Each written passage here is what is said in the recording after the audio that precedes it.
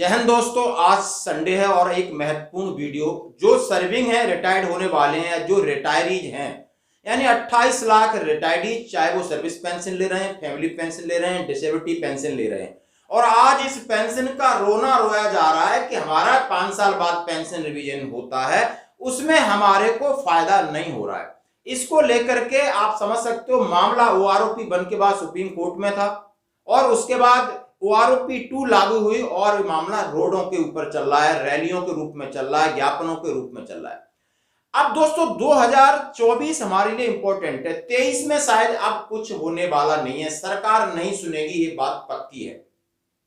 क्योंकि सरकार अप्रैल मई में चुनाव से पहले सरकार के पास कुछ सुविधाएं हैं और वो हमें ऐलान कर सकती है। यानी ओआरओपी 1 की लड़ाई कोर्ट में रही, ओआरओपी 2 की लड़ाई रोडों पर रही, सड़कों पर, रैलियों पर रही। क्या ओआरओपी 3 में सुधार होगा? या सुधार होगा तो किस तरीके का सुधार होगा? यदि नहीं भी सुधार होता है तो आपको क्या फायदे होने वाले? ओआरओपी 3 में नहीं सुधार होता है तो क्या फायदे होने वाले? सबसे पहले मैं आपको बहुत बता देता हूं कि 2024 में सरकार के पास ऑप्शन है, विपक्ष के पास भी ऑप्शन है। आपका 50% डीए 2024 में जनवरी में होगा, नहीं तो जुलाई में होगा। क्लियर बात है। आपने 8वें वेतन आयोग की आज अभी ऑर्गेनाइज, आपने कंपोजिशन अभी तैयार करना था, 2024 से शुरू हो जाना था, वो आपने नहीं किया। क्योंकि सरकार जानती है हमें सिर्फ घोषणा करना है और चुनाव में जाना है, और चुनाव के बाद जैसे ही हम पक्के मजबूत होकर बैठ जाएंगे, फिर हमारी मनमानी है कि हमने क्या देना है, कैसे देना है, क्या है। अब हम ये लेके चलते हैं कि 2024 में जो बढ़ने वाली तनख्वाह, उसके आंकड़े किस तरह 2023 जुलाई में फिक्स हो गए। आज जुलाई खत्म हो चुकी, सितंबर में, यानी उसका मूल आधार होगा जुलाई 23, यानी उसकी जो भी पेंशन की गणना होगी वो जुलाई 23 के मिनिमम और मैक्सिमम के आधार पर होगी। यदि इस पर गणना होती है तो किस रैंक को क्या फायदे होने वाले हैं, ये क्लियर है। इसमें ये तो मिनिमम है, ये तो वो चीज है जो आपको मिलनी है।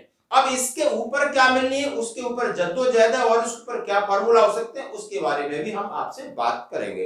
दोस्तों जैसा कि हमने आप बताया, मैं मोटे मोटे अपने रैंक की बात करता हूं, जिसमें सिपाही, नायक, हवलदार, नायब सूबेदार, सूबेदार, सूबेदार मेजर, लेफ्टिनेंट और कैप्टन, इन रैंकों की बात करूंगा। और इन रैंकों का वर्तमान में, यानी आज आपकी पेंशन है, और आज आपका मतलब समझ रहे हैं 2023 में जो आपकी पेंशन है वो कब फिक्स की है? 1 जुलाई 2019 को फिक्स की थी। मामला कोर्ट में था इसलिए डिले हुआ, मामला कोर्ट में था इसलिए डिले हुआ, लेकिन ये पेंशन जो आपको दी है ये 1/7/2019 को फिक्स की थी, और इसका मूल आधार था 2018 जुलाई के आसपास मैक्सिमम और मिनिमम का एवरेज किया था। लेकिन उस फार्मूले में जैसे कि कहीं ना कहीं कहां गड़बड़ी हुई है ये भी देखेंगे।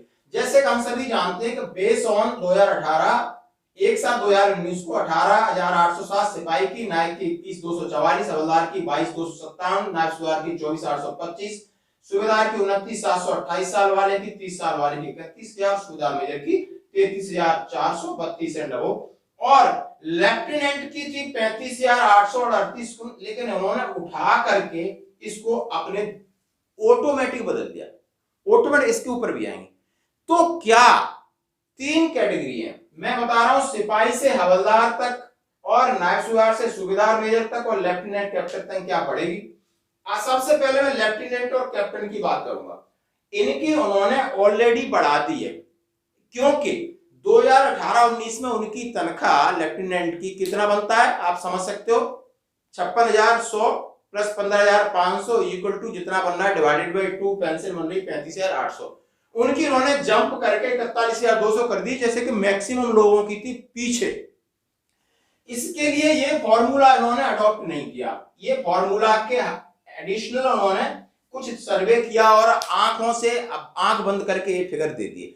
लेकिन एक्चुअली फिगर है 35,800 और 38,000 समथिंग, ये जो कैप्टन साहब की फिगर है। यही फिगर की वजह से ये सारा मामला ऊपर वाला है, इनको नहीं बदला। ये इनको भी बदलें या मैक्सिमम लें या 2013 वालों की पेंशन लें तो इसमें बहुत बड़ा फर्क पड़ना था। लेकिन एमओडी ने सीधा जवाब दे दिया, क्योंकि ये तो मनमानी कि इसका जवाब नहीं दे रहे, कितने भी पोस्ट आर्टिकल डाल लिया, जिसका जवाब वो नहीं दे पा रहे, क्योंकि यहाँ है। अब बात करते हैं बढ़ोतरी किस हिसाब से होगी। जैसे हम जानते हैं कि 2024 जुलाई में है और इसका आधार अभी 2023 में। तो कल हमने बहुत सारे जो मेरी यूनिट से मैंने सूबेदार का पे स्लिप देखा, नायब सूबेदार का देखा, हवलदार का देखा। लगभग मैं ये देख रहा हूं कि अभी यानी अभी जो उनकी पेमेंट है सर्विस के हिसाब से, मुझे 28 साल का एक सूबेदार बन गया 2023 में, तो उसकी आधा कर दो, आधा कर दो। इसका मतलब बेसिक पे और एमएसपी मिला के आधा कर दो, उसकी बेसिक पेंशन तय हो जाती है। अब बेसिक पेंशन सपोज करो यदि किसी जवान की 18,807 है तो इसकी बढ़ोतरी लगभग 2,000 से 2,200 होगी, क्योंकि उसको 5 इंक्रीमेंट बढ़ेंगे। 5 इंक्रीमेंट, आप ये जो सिपाही है 18,807 का और 18 से 5 साल बाद रिवीजन होती, 5 इंक्रीमेंट बढ़ते, उनका आधा भी कर दो तो मेरे हिसाब से इसकी पेंशन इतनी तो बढ़ेगी 2,200 के हिसाब से, क्योंकि फिर वो मैक्सिमम मिनिमम वाला एवरेज लेके चलेंगे। तो इसी हिसाब से लगभग सिपाही से लगाकर नायक और हवलदार की 2,000 से 2,200-2,300 के आसपास बढ़ेगी। हवलदार को फिर भी घाटा है, हवलदार को सबसे ज्यादा घाटा है, जो आज 22,257 पे घटा है, क्योंकि इसका मिनिमम 20,067 था और मैं मैक्सिमम मैंने देखा इसका किसी का 24 या किसी का 25 था, तो उसका उन्होंने एवरेज करके डाला।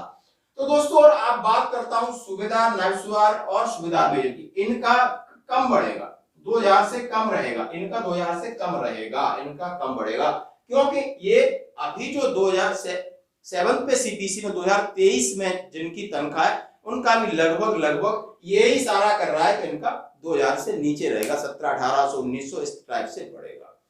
बात करते हैं आपके लेफ्टिनेंट और कैप्टन, ये यही फॉर्मूला रहा तो इनकी बिल्कुल नहीं बढ़ेगी, 41,200, 43,675 फिगर आप लंबे समय तक ये फिगर देखोगे,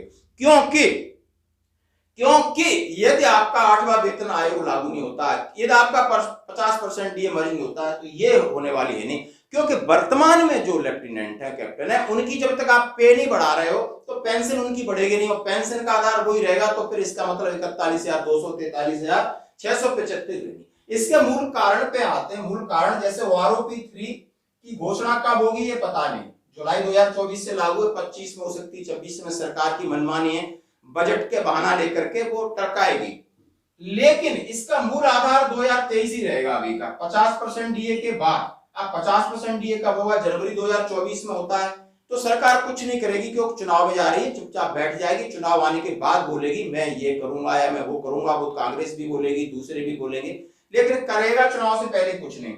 8वां वेतन आयोग का गठन की घोषणा कर देगी, घोषणा करके और जाकर के एडवर्टाइजमेंट करेगी गवर्नमेंट के, इसमें आपको इतना फायदा होने वाला है, 44%, 30%, 35%, लेकिन ये आंकड़े जब ही बाहर निकल के आएंगे जब सरकार अपनी गद्दी पे चिपक के बैठ जाएगी और सोच लेगी कि मैं 5 साल टकाटक में बैठा हूं, अब हमारी मर्जी, अगले 5 साल तक का प्लान 2029 में देखा जाएगा क्या होगा, उससे पहले मैं अपनी मनमर्जी से ही चलाऊंगा, चाहे कोई भी चीज हो अपने कंट्रोल में ही रखेगी, फिर मनमानी है। तो ये तीनों चीजें सरकार की मनमानी, इससे पहले घोषणा है। अब मैंने ये बात किया कि यदि आपका सरकार अभी हमारी कोई बात नहीं सुनती, कोई अमेंडमेंट नहीं करती है, तब की मैं बात कर रहा हूं, और इसका मूल कारण था 7th पे सीपीसी 2.57 फैक्टर और मिनिमम और मैक्सिमम। यदि आप मैक्सिमम लेते तीनों सेना के किसी रैंक का सर्विस का, तब भी बहुत अच्छी बात थी, लेकिन उन्होंने एवरेज लिया, यानी ज्यादा और कम का एवरेज कर दिया, इस हिसाब से सबको फिक्स कर दिया, तो फिर जिसकी ज्यादा है उसको फायदा होगा नहीं, जिसकी थोड़ी बहुत कम है। अब कम किसकी होती है? कम किसकी होती है? जिसका एरर है, जिसका एक इंक्रीमेंट नहीं लगा या वो भूल भुलक्कड़ हो गया तो कम है। तो इसका मतलब ये सुधार कर रहे हैं, अभी बढ़ा नहीं रहे। यदि इनका ये होता कि हर 5 साल हर रैंक में एक जो पेंशन है वो बढ़नी चाहिए, यदि आप बढ़नी चाहिए, यानी सर्विस में रहते हो में 3% का इंक्रीमेंट है तो 1.5% का इंक्रीमेंट ही बढ़ाओ, तो 7 से 7.5% उसकी पेंशन में इंक्रीज करो। यदि आपको OROP देना है, यदि आपको उसको फायदा देना है, नहीं तो आप ये